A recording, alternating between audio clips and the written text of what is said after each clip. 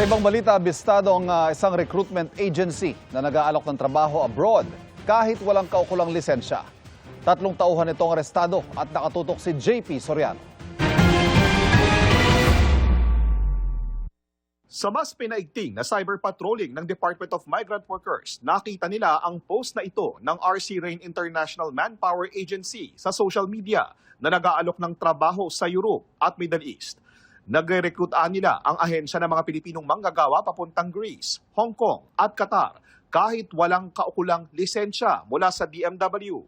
Sa entrapment operation ng DMW at CIDG sa opisina ng ahensya sa Cubao, Quezon City, gumamit sila ng mga asset na nagpanggap na nag-a-apply ng trabaho.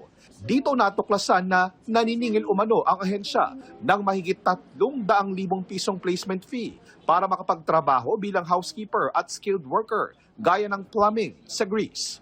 Hanggang 35,000 piso naman ang placement fee para makapagtrabaho sa Hong Kong kahit wala dapat kahit anumang placement fee doon. Sa entrapment po natin, 3 po yung ating nahuli red-handed na tumanggap ng pera para mag-offer ng overseas work na wala pong lisensya. Hindi po, sir. Hindi po totoo yun. Apo, wala po. Nadiskubre rin na may service agreement sa isang recruitment agency at isang medical facility ang ipinasarang ahensya. Ibig sabihin, posibleng nagpapasa sila ng mga kliyente sa medical facility para makakuha ng pre-employment medical certificate at may karagdagang singil pa. Kahit lisensyado ka, kapag ikaw ay tumanggap ng mga referral sa isang nag-process, kasi nagpa-process itong isinarado natin ngayon So bawal po yun. Inaalam pa ng DMW kung gaanong karaming manggagawa na ang naipadala ng ahensya sa Greece, Hong Kong at Qatar at kinokontak na sila. Kung sila ay nagtatrabaho na, agad nilang iwawasto ang kanilang mga dokumentong nararapat para sa isang OFW at bibigyan ng pagkakataong maghain ng reklamo. Ang CIDG susuriin ang mga ebidensyang natuklasan mula sa operasyon.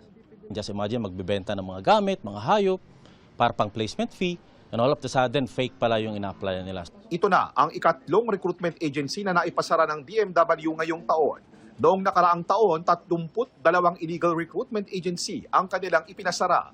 Sinusubukan pa namin kunin ang pahayag ng RC Rain International Manpower Agency pero wala pa silang tugon.